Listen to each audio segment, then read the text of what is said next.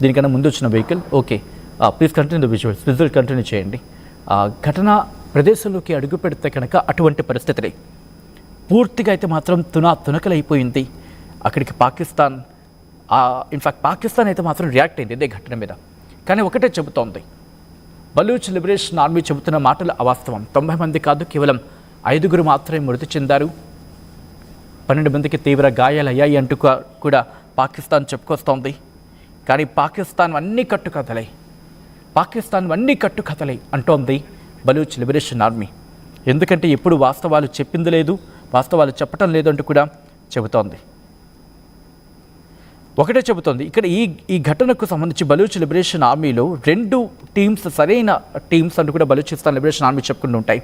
Special unit Fateh squad, అలాగే మజీద్ brigade, బీఎల్ఏకి చెందిన ఈ 2 విభాగాలు కూడా ఈ ఆపరేషన్లో పాల్పంచుకున్నాయి. 4 బాక్సులు మీరు చూస్తున్నారు.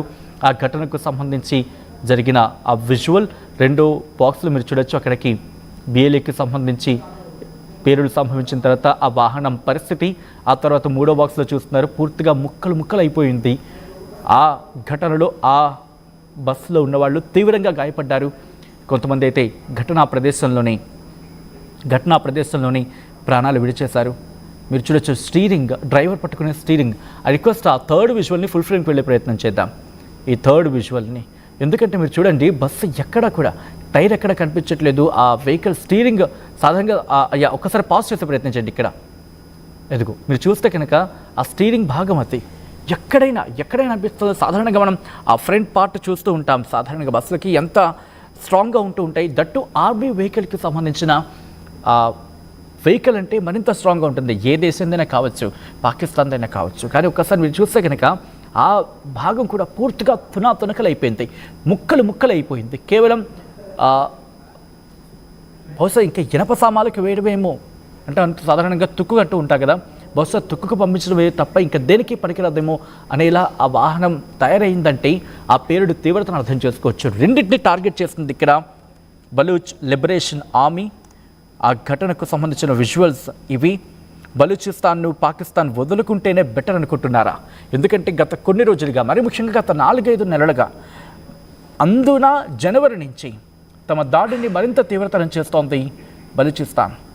ఈ నేపథ్యంలో ఒక వార్నింగ్ ఇస్తోంది పాకిస్తాన్, గుర్తుపెట్టుకో, వదిలే మమ్మల్ని, లేకపోతే నిన్ను వదిలిపెట్టేదే లేదంటూ బలూచ్ వార్నింగ్ ఇవ్వడం జరుగుతోంది. ఆ ఘటనకు సంబంధించి రోజుకో ఘటన మేము విస్తరిస్తాం. ఇటు పాకిస్తాన్లోని పంజాబ్ వరకు అక్కడ కూడా మా మద్దతుదారులు తయారయ్యేలా నువ్వు తయారవ్వకు. లాహోర్ను కూడా విడిచిపెట్టేదే లేదు. పాకిస్తాన్ ఏ మూలన ఉన్నా మా మద్దతుదారులు మేల్కుంటారు. వాళ్ళందరూ తుపాకీలు పట్టుకుని రోడ్ల మీదకి వచ్చి నీకు నిరసనగా గళవెత్తే రోజుల వరకు రానియకు. మమ్మల్ని స్వతంత్ర దేశంగా ప్రకటించేయి, లేకపోతే మా ప్రతాపం ఏంటో చూపిస్తాం. నువ్వు నీ ప్రతాపం చూపించాలనుకుంటే చూసావుగా 214 మందిని ఎలా లేపేశామో అంటోంది బలూచ్ లిబరేషన్ ఆర్మీ. పాకిస్తాన్ వెనక్కి తగ్గుతుందనుకుంటున్నారా? పాకిస్తాన్ వెనక్కి తగ్గే అవకాశం ఉందని అనుకుంటున్నారా? లేకపోతే చైనా, సాధారణంగా జిత్తుల మారి చైనా అంటూ ఉంటాం, అలాంటి చైనా ఇప్పుడు నేరుగా రంగంలోకి దిగబోతోందా? ఎందుకు నేను ఈ మాట అంటున్నానంటే సిపెక్కి సంబంధించి చైనాకి ఇప్పుడు చాలా కీలకం. ఎందుకంటే చుట్టూతా తిరిగి వెళ్ళడం ఇప్పుడు చైనా ఆ మార్గాన్ని తగ్గించాలనుకుంటోంది. ఉన్న ఒకే ఒక మార్గం సిపెక్, చైనా పాకిస్తాన్ ఎకనామిక్ కారిడార్. అలా వెళితేనే చైనాకు కలిసి వచ్చే అంశం అంటూ భావించిన నేపథ్యంలో చైనా నేరుగా రంగంలోకి దిగుతుందా? ఇప్పటికే Baloch liberation army, I request ఒక్కసారి, బలూచ్ లిబరేషన్ ఆర్మీ ఒక వార్నింగ్ ఇచ్చింది చైనాకి. ఆ బైట్, ఎందుకంటే అక్కడ ఇంగ్లీష్లో ఉంది, వాళ్ళు బలూచ్ లిబరేషన్ వాళ్ళు చెప్తోంది, తెలుగులో మనం టైటిల్స్ ఇచ్చిన పరిస్థితి. ఒక్కసారి ఆ బైట్ని చూపించే ప్రయత్నం చేద్దాం. ఎందుకంటే ఇక్కడ బలూచ్ లిబరేషన్ ఆర్మీ నేరుగా చైనాకే వార్నింగ్ ఇస్తోంది.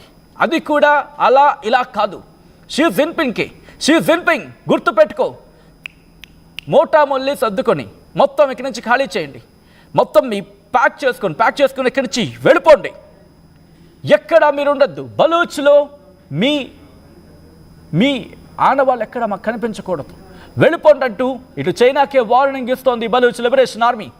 ఆ బైట్ మరి కాసేపట్లో మీ ముందుంచే ప్రయత్నం చేస్తాను. ఎందుకంటే ఈ అంశానికి సంబంధించి బలూచ్ లిబరేషన్ ఆర్మీ చైనాకు కూడా వార్నింగ్ ఇస్తోంది. ఆ వార్నింగ్ ఒకసారి చూద్దాం.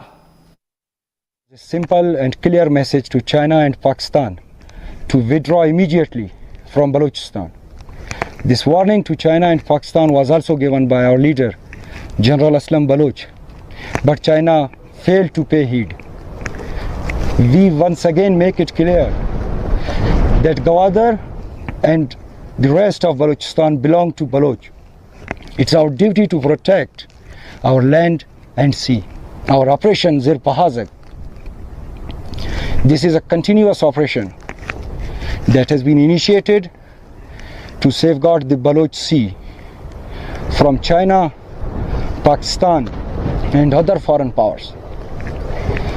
China, you came here without our consent, supported our enemies, helped Pakistani military in wiping our villages.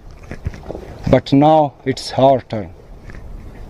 Baloch Liberation Army guarantees you that CPEC will fail miserably on Baloch land.